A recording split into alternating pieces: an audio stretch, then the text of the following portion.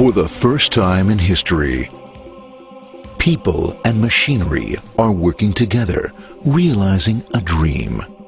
A uniting force that knows no geographical boundaries without regard to race, creed, or color. A new era where communication truly brings people together. This is the dawn of the net. Want to know how it works? Click here to begin your journey into the net. Now, exactly what happened when you clicked on that link?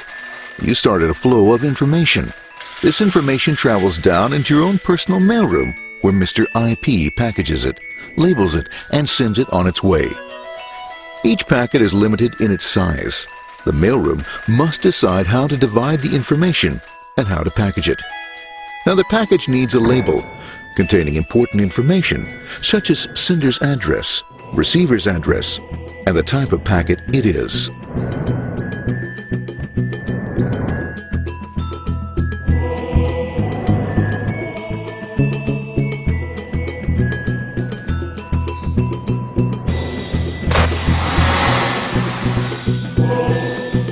Because this particular packet is going out onto the internet, it also gets an address for the proxy server, which has a special function, as we'll see later.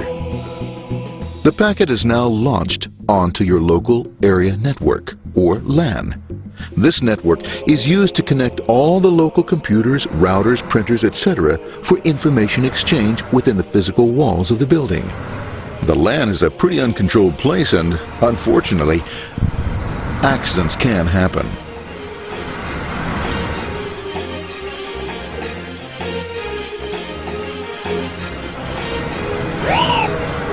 The highway of the LAN is packed with all types of information.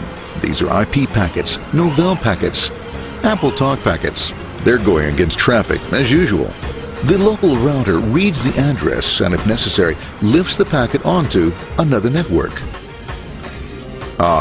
The router, a symbol of control in a seemingly disorganized world. Whoops, sorry about that. Let's go with this one here, this one here. This moves here, this one goes here. I don't like this one. Let's go with this one. This one goes here. Let's left. Let's go with this one here. Another channel here. Let's put that one here. Let's put that one here. There he is, systematic, uncaring, methodical, conservative, and sometimes not quite up to speed.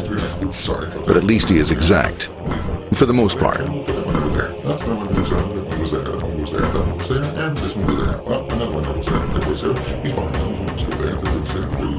He goes there. Let's put that one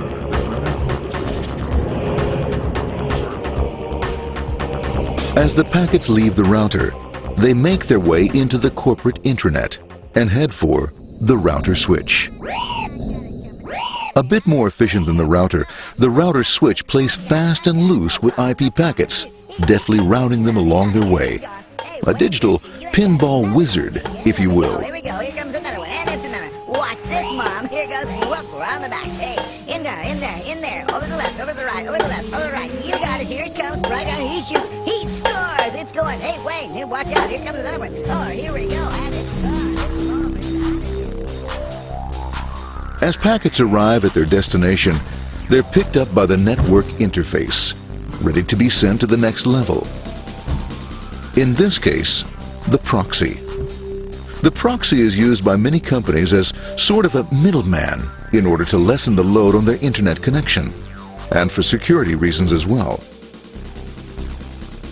As you can see, the packets are all of various sizes, depending upon their content.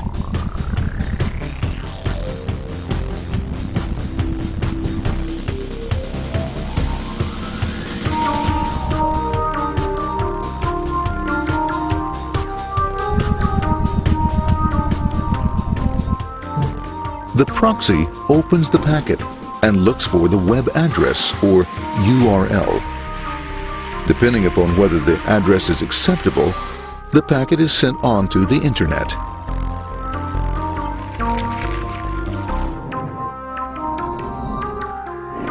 There are, however, some addresses which do not meet with the approval of the proxy, that is to say, corporate or management guidelines.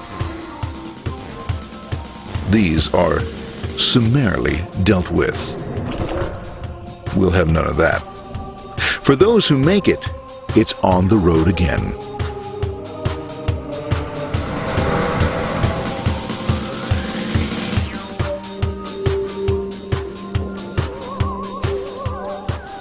Next up, the firewall. The corporate firewall serves two purposes. It prevents some rather nasty things from the internet from coming into the intranet, and it can also prevent sensitive corporate information from being sent out onto the internet.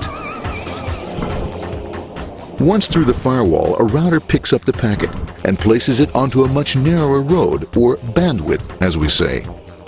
Obviously, the road is not broad enough to take them all. Now you might wonder what happens to all those packets which don't make it along the way. Well, when Mr. IP doesn't receive an acknowledgement that a packet has been received in due time, he simply sends a replacement packet. We are now ready to enter the world of the Internet.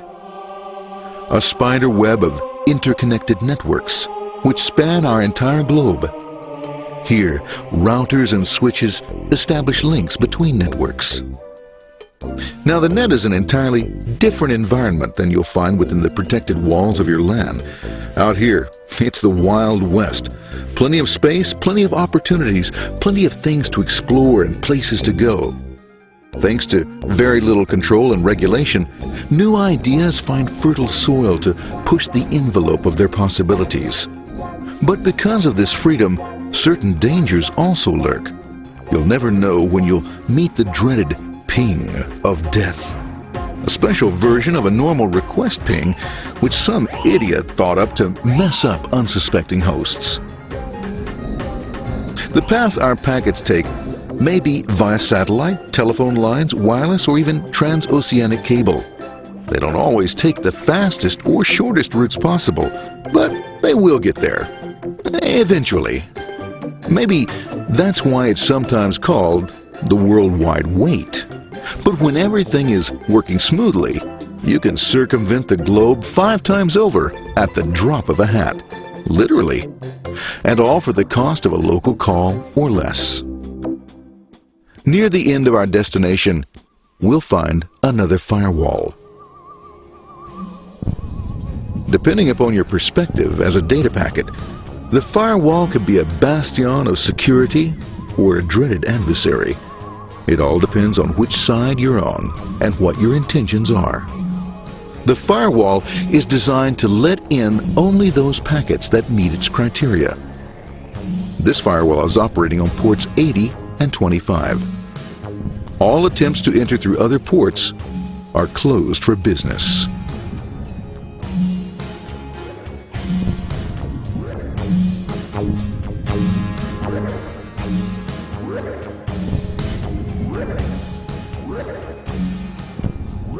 Port 25 is used for mail packets, while Port 80 is the entrance for packets from the Internet to the web server. Inside the firewall, packets are screened more thoroughly.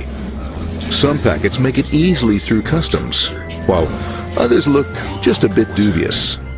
Now, the firewall officer is not easily fooled, such as when this ping of death packet tries to disguise itself as a normal ping packet. It's okay, Gorm. It's okay.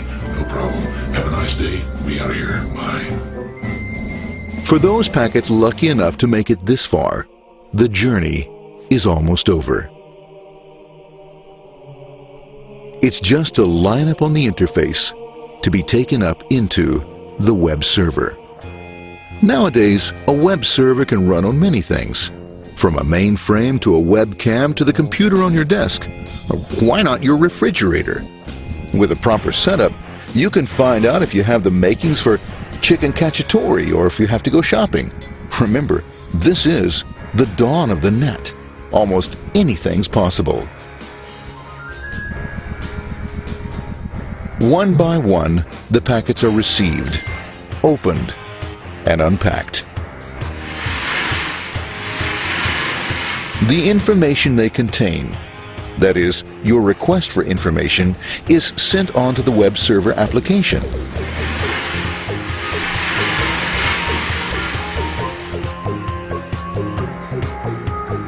The packet itself is recycled, ready to be used again, and filled with your requested information.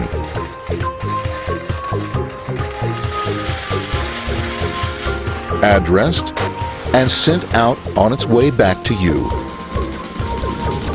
Back past the firewall, routers, and on through to the internet.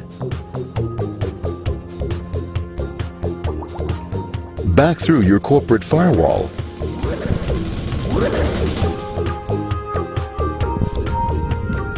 And onto your interface. Ready to supply your web browser with the information you requested. That is, this film.